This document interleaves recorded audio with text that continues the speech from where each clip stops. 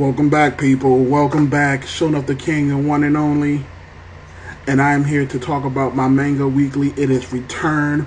Bleach is returned. Naruto is still going on. My reviews are back. Everything is right in the motherfucking world. What's going on, guys? So, it's a great day for me. You know, it's been a 5-week hiatus for myself as well as for Bleach, you know. Kind of took a moratorium on my manga reviews for a while. Naruto has been progressing. I'll get into that, you know, a little bit later. I'll give you my thoughts on the war thus far. But you know, most importantly, Bleach is back. You know, it's always been my favorite manga series, and you know, it's probably been one of my favorite animes until it got canceled. But it's back. I'm back. No more delay. Let's jump into this discussion. So, the 1,000-Year Blood War is coming to an end. This is the last arc by Tite Kubo. It is culminating into another huge battle. The Vandenreich, the Quincy's, they're again invading the Soul Society. Not as I would say as aggressively as they did the first time around. Apparently this chapter we find out that the barrier between the Serite and the Shadow World where the Quincy's reside are all in the exact same place. And what the Quincy has been doing this entire 1,000 years is storing up their power, and they created this world between worlds. So what's happening right now is that the barrier between the two worlds are breaking down, and the Serite, is disappearing. Now, I don't know if they're going to get into a little bit of backstory on how this exactly happened, and I'm not really sure if I really care at this point. I'm ready for this battle to get started. Now, one quick thing I want to discuss is the awesome front cover we got for this chapter of Bleach. First, there were at least 2 or 3 color pages included in this chapter. My favorite of which will probably be in the thumbnail for this video. It's a Quentin Tarantino-esque photo of Ichigo with his 2 swords, or his 2 souls that he now possesses. And in the background, you have all the other secondary characters of Bleach. You even have the higher 5 of the Holy World in there, and it just has this beautiful color palette. You know, it's an awesome photo. I actually am contemplating, you know, making a poster out of it myself, because it's a beautiful thing. So if you get a copy of that, definitely, you know, check that out. Now, this chapter in and of itself was very simplistic. Not a lot of action happened, and well, I shouldn't say any action at all until maybe a little bit at the end. But that's fine. You know, this chapter has been gone for 5 weeks, and I kind of understood that we're going to just jump into battle. That's not how this series works. We got to see a couple of interesting things, like, of course, Koratsuchi, he was aware of the shadow world that the Quincy's came from, and he had devised some sort of crazy looking sunsuit that he was wearing when he came from his own dimension. He was also able to hide away his laboratory. And let's remember that he was working on some person in the little room when he was in shadows. Now, my first guess on who that is probably, I know a lot of people say Aizen, but we already know that Aizen is trapped in that, he's still trapped down bottom. He'll probably make some sort of appearance later on, but right now he's kind of trapped. I honestly think it's probably like some sort of robo form of the previous Captain Yamamoto. That's kind of what I think. I think they found his body and they probably put him back together in some sort of freakishly half robot, half human, you know, spirit warrior, whatever. You know, they love to bring back big characters, but you know, that's just my thought. Now, one of the biggest things that actually happened in this chapter was towards the end. The Vandenreich, the Quincy, they were busting through the Serite again, and everyone was on high alert. Even the captain of the commander's chamber had already been invaded by Uabach's second in command. He went right for the new head captain, and it looks like they're going to have looks like they're going to probably battle first, and I'm hoping we get to see that Bankai because it's long overdue. Seriously. Now, again, back to the end of the chapter, there was a part. I believe his name was Buzzerbeat. Don't quote me on that, but I believe Buzzerbeat threw out a flame attack and was going to kill a bunch of subordinates when Hitsugaya came in to save the day with his ice ability.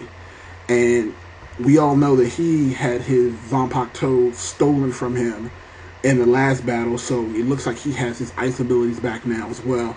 So we're hoping to get a backstory on that. I'm assuming through his training, he was able to get more abilities from the same Horimaru, or maybe a different Horimaru came and now that's the power he shares, or maybe his power never completely left him. It just needed to be cultivated and he became stronger. We don't know yet. But overall, I'm going to give this Bleach chapter a 4 out of 5, simply because, again, I'm happy to see Bleach is back. Looks like they're progressing further, and I love it. Now, only other thing I really, really hope before I move on to Naruto is I really am looking to see if this anime gets started back up. I don't know if we need to get some word out to Kubo or what, or whoever we need to write to, but this chapter has to be animated or I will lose my shit. But that's enough about Bleach. Let's jump into Naruto. So Naruto this week. Well, Naruto, this whole battle in general has been crazy. I think the last time I reviewed Naruto, I believe it was right as Obito.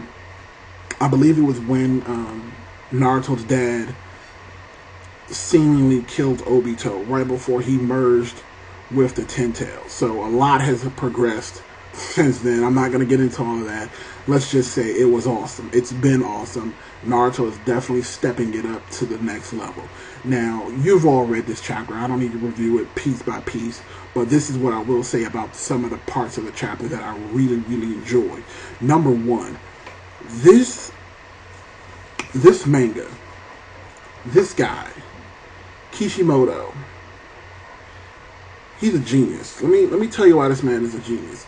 He has the ability that I've never seen before where he will introduce something so small, so minute in the story. It could have been, I'm talking way back.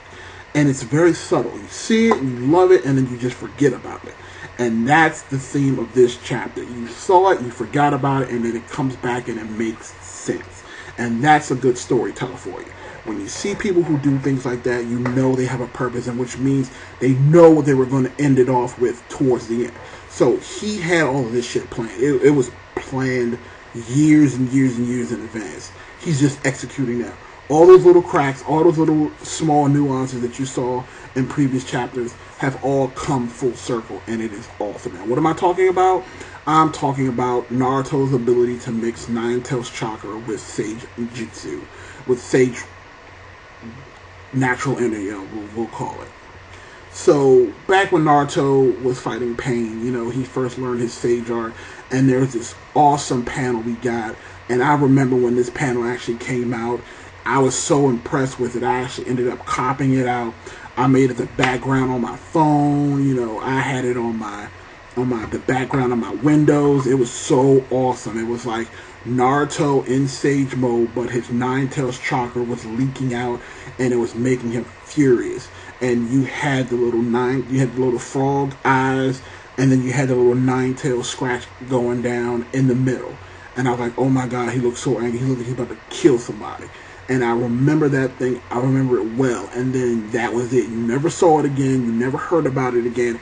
And you literally moved on to other things because there were other fantastic things going on in the manga. So eventually you just forget about it. But you learn that Kishimoto had plans for that all the time, the entire time. And there's a lot of people out there that said, "Oh, this is just a fluke. He didn't plan this." Bullshit. You don't plan something that far back. I mean, the Pain arc was literally like 2-3 years ago. I mean, Jesus Christ. I mean, even in anime, this thing is way already gone past. So this wasn't just planned. This was ingrained from the beginning. He knew what he was doing.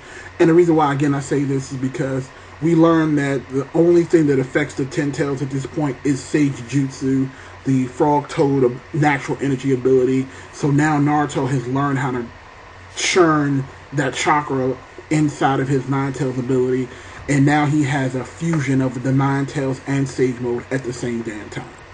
It looks amazing, and it also looks like Naruto's dad has been able to, I don't know when he learned these abilities, but he was able to tame the QB and join his chakra with the QB and basically match Naruto in transformations at the same time.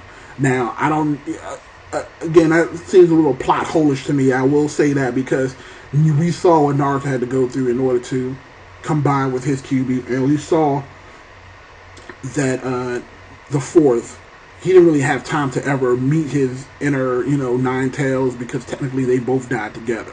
When the fourth died, the Nine Tails died with him.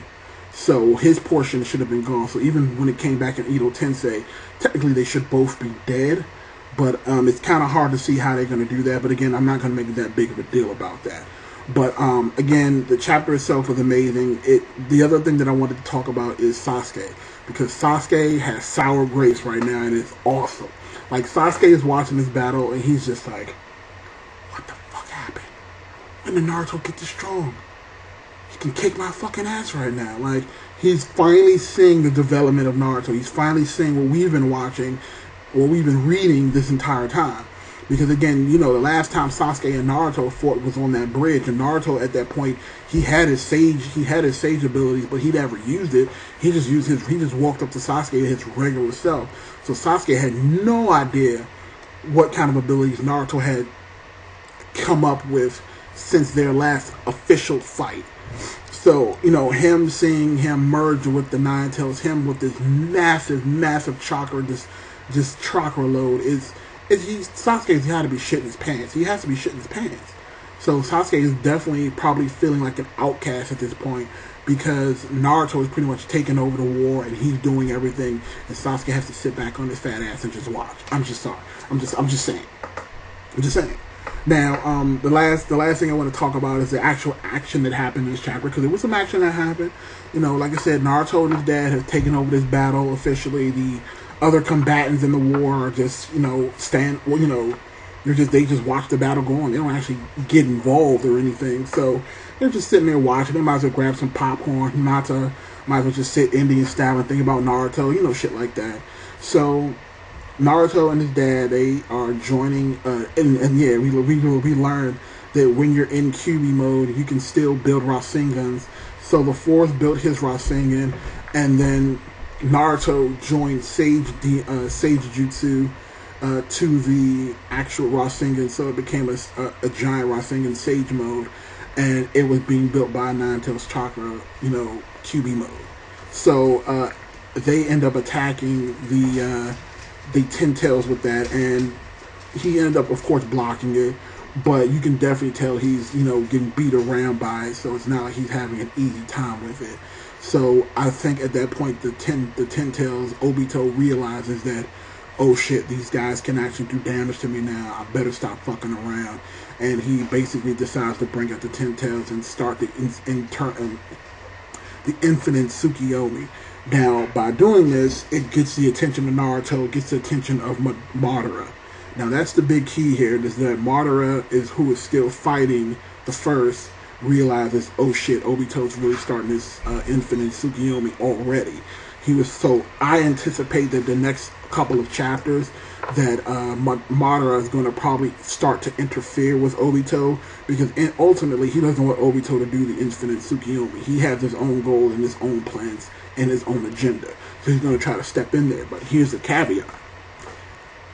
And again, this is a small little thing that they put in there, because before I was all about, I don't care how strong Obito is, he can't beat Madara. Madara is an Edo Tensei. He has infinite chakra. He has that crazy Susanoo ability. He's not going to lose to Obito. But then two things have changed since then. First, we learned that regular jutsu of any kind doesn't work on Obito.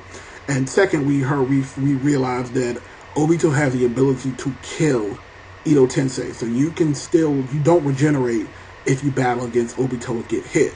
So now it evens, not only evens the playing field, but it pretty much puts the stakes a little bit higher for Madara, because he can't just go in recklessly thinking that he's going to come back by Edo Tensei. So it'll be very interesting to see what they end up doing with that. But everything else, like I said, this chapter of Naruto is going to get a 5 out of 5 for me. I definitely like where this is going. We still should have more Naruto towards the end of the year. Bleach is back, Naruto's back, and One Piece is actually looking fantastic. Let me know what you guys thought about these chapters. Let me know in the comment section below. Thumbs up the video if you could. A couple other announcements before I go. Number one, for any of my regular fans, I will be doing a review for the Power Rangers Megaforce that will be premiering this week. It's back after like a 6 month hiatus. I am still working out a special way of doing my review for the Legend of Korra. I believe Legend of Korra starts in another 2 weeks, so September will be a huge month for my reviews. I'm coming back strong. Showing up the king, the one and only, and you guys have a fantastic freaking day.